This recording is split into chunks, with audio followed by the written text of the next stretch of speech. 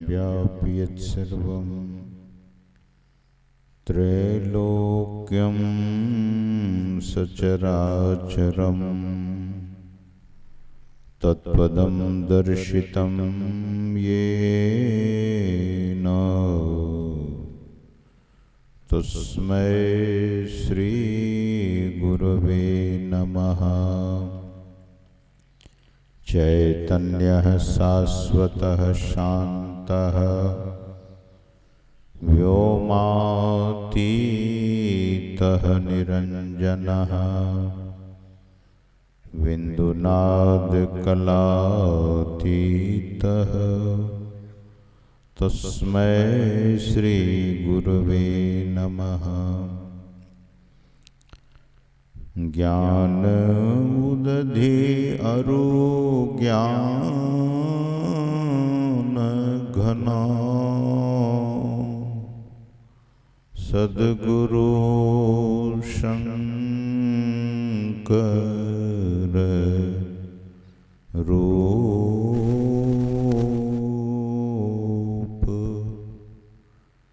नमो नमो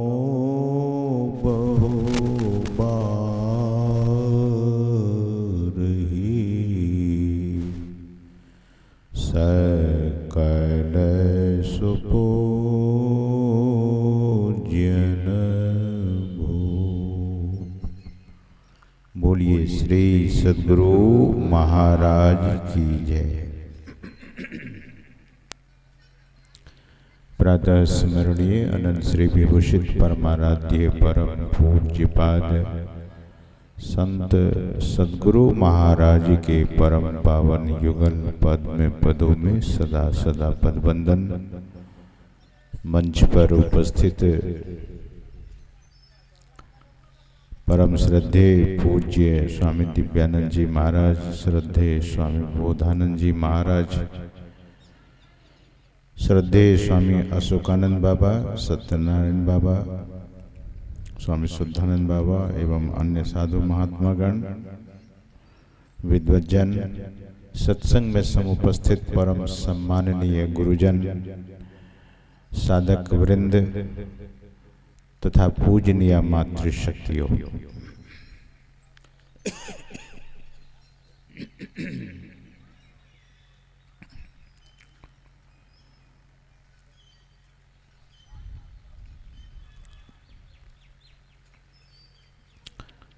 एक बार सद्गुरु महाराज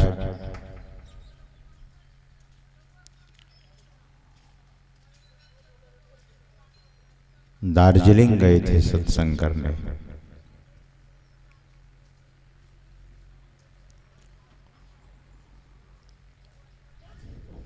दार्जिलिंग में भी देहात एरिया में, क्षेत्र में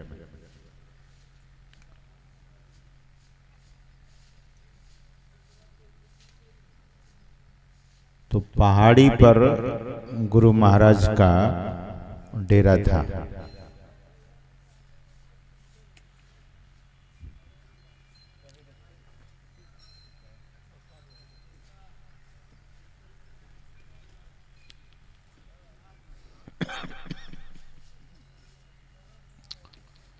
यह प्रसंग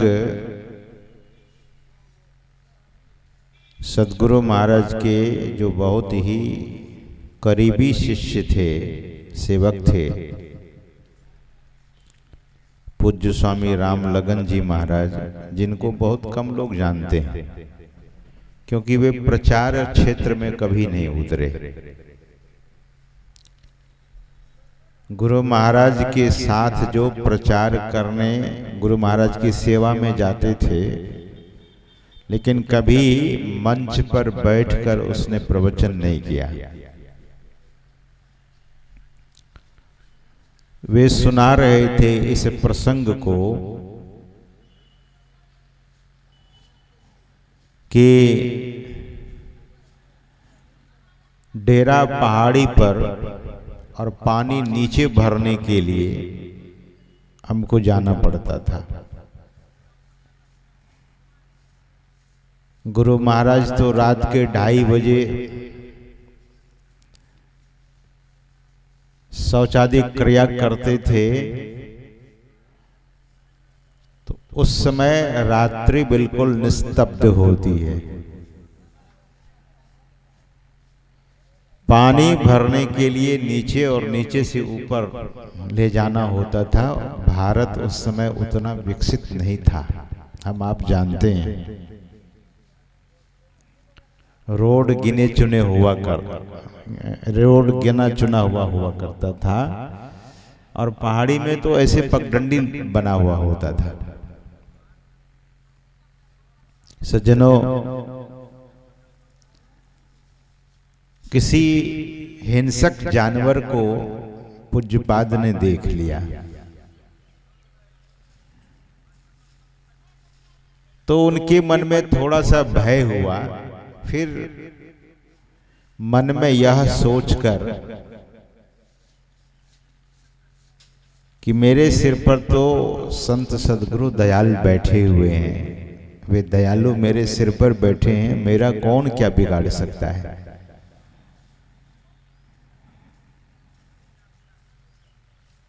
तो पानी बार बार नीचे जाकर बाल्टी से ले आते थे।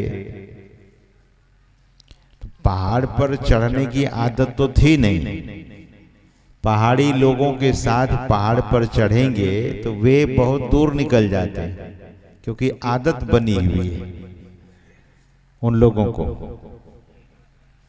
तो कई बार उनको आना जाना जब हुआ तो सद्गुरु महाराज उनके मन के भाव को जान गए और सद्गुरु महाराज ने अपने सेवक रामलगन बाबा से कहा कि रामलगन, तुम थक गए हो और किसी सेवक को साथ में ले लो। तो रामलगन बाबा ने कहा गुरु महाराज से कि हुजूर, आप जहां तहां प्रोग्राम कार्यक्रम दे देते हैं लोगों को, बीहड़ से बीहड़ जगह में, और परेशान हम लोग होते हैं।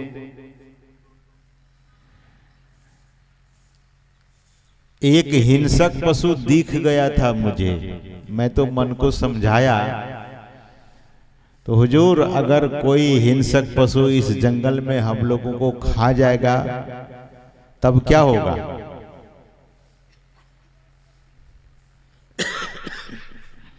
ध्यान से सुनिएगा गुरु महाराज ने क्या कहा। सद्गुरु महाराज ने पूज्य रामलगन बाबा से कहने की कृपा की कि रामलगन, हम लोग सत्संग करने आए हैं और जो सत्संग करते हैं मैं क्या रक्षा करूंगा। सत्संग जो करता है ऐसे लोगों को हिमालय में बैठे हुए संत महात्मा अपने हाथ बढ़ाकर रक्षा कर देते हैं। श्री सद्गुरु महाराज की जय। गुरु महाराज ने क्या कहा कि हिमालय में बैठे हुए करोड़ों वर्षों से संत महात्मा लोग समाधि लगाए, समाधि में मग्न हैं, फिर भी जो सत्संग करता है या जो सत्संग करती है नारी या नर, जो सत्संग करते हैं उनकी सहायता, उनकी रक्षा हिमालय के बैठे हुए संत महात्मा लोग अपनी हाथ बढ़ाकर करते हैं। तो सत्संग की महिमा कितनी है। पूज्यपाद ऐसा कहा करते थे, संत सद्गुरु महाराज ऐसा कहा करते थे, और पूज्यपाद रामलगन बाबा हम लोगों को कुप्पा घाट में यह प्रसंग सुनाया था। तो सज्जनों, सत्संग की इतनी महिमा है, इसीलिए गोस्वामी जी क्या कहते हैं? इधर कौन हल्ला करते हैं भाई, कौन बात करते हैं? उधर भी निगरानी रखिए आप लोग।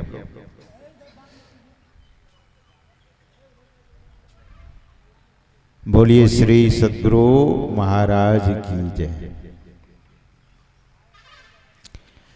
गोस्वामी जी कहते हैं विधि हरि हर कवि कोविद वाणी, कहत साधु महिमा सकुचानी। ध्यान से पंक्ति पर ध्यान दीजिएगा। वैसे बहुत बार सुने होंगे इस पंक्ति को, पाठ किए होंगे, सुने होंगे, लेकिन पंक्ति पर जरा ध्यान दीजिए। गोस्वामी जी की वाणी है। गोस्वामी जी कहते हैं, मानस की पंक्ति है, विधि हरि हर। विधि मतलब ब्रह्मा जी, हरि यानी भगवान विष्णु, हर भगवान शंकर, विधि हर कवि कोविद वाणी। ये कोविद कौन है? माता सरस्वती। दरअसल में और भी देवी देवताओं का भी नाम गिना जा सकता है। महापुरुषों ने कहा, कहत साधु महिमा सकुचानी, सो मोसन कही जात न कैसे, साक बनिक मणि गुण गण जैसे। साक बेचने वाला, उनको आप जाकर पूछेंगे कि जवाहरात का क्या भाव है, हीरे का क्या भाव है, साक बेचने वाला क्या बोलेगा? सोना कैसे कैरेट चल रहा है, कितने रुपये प्रति ग्राम है, साग बेचने वाला क्या बोलेगा? गोस्वामी जी कहते हैं कि मैं तो साग बेचने वाला के समान हूं। जहां ब्रह्मा जी को भी संकोच होता है साधु की महिमा, सत्संग की महिमा कहने में, उन्हें भी संकोच होता है। भगवान शंकर को संकोच होता है, भगवान विष्णु को संकोच होता है। इसीलिए सत्संग को खूब आनंद मन से सुनना चाहिए। एक और निवेदन करता हूं, अगर दुनिया में किसी को मति कीरति गति भूति भलाई मिली है तो गोस्वामी जी कहते हैं, सो जानव सत्संग प्रभाव। ये सत्संग का प्रभाव जानना चाहिए। आज आपको कीर्ति मिल रही है, आज आपको ऐश्वर्य की प्राप्ति हुई है, धन की प्राप्ति हुई है। अगर आज वैभव आपको मिला है तो ऐसा समझिए कि कहीं न कहीं, कभी न कभी आपने सत्संग किया है। अगर आपका रूप बहुत सुंदर है तो कहीं न कहीं सत्संग आपने किया है। आपकी बुद्धि अच्छी है तो कहीं न कहीं पहले सत्संग किया है। श्री सद्गुरु महाराज की। आपकी विद्या बुद्धि बहुत प्रखर है तो कहीं न कहीं, कभी न कभी सत्संग किया है। गोस्वामी जी की वाणी है, सज्जनों, मानस झूठ नहीं बोलता है, संत कभी झूठ नहीं बोलते हैं। संतों की वाणी में सुना रहा हूं। इसीलिए कभी कभी कामों को छोड़कर सत्संग कर लेना चाहिए, क्योंकि सत्संग का अवसर तो बराबर नहीं मिलता है। स्तुति प्रार्थना ध्यान घर में करते हैं, लेकिन जब कभी भी विशेष सत्संग मिलता हो जीवन में, और जब खबर जाती हो कान में, आपके कानों में खबर जाती हो सत्संग की, तो भगवान से, परमात्मा से प्रार्थना उस समय जरूर कीजिएगा कि आपकी महती कृपा मुझ पर बरस गई है कि सत्संग सुनने की खबर आई है मेरे पास। ये तो परमात्मा का पैगाम है, संदेश है। इसीलिए गोस्वामी तुलसीदास जी महाराज कहते हैं कि जब द्रवहि दीन दयाल राघव साधु संगति पाइए। पहले तो गोस्वामी जी महाराज कहते हैं कि जब परमात्मा द्रवते हैं, गांव देहात में लोग द्रवना शब्द बोलते हैं, द्रवते हैं, लेकिन संस्कृत शब्द है। परमात्मा की जब विशेष कृपा होती है, गोस्वामी जी दूसरी जगह पे कहते हैं बिनु सत्संग विवेक न होई राम कृपा, राम कृपा बिनु सुलभ न सोई। लेकिन मन भी तो बड़ा खेल करता है। मन कहता है कि अगर काम नहीं करोगे तो घाटे में चले जाओगे। खेती आज बीज का बिजाई नहीं करोगे तो दूसरे लोग तो आगे बढ़ जाएंगे और हम पीछे रह जाएंगे।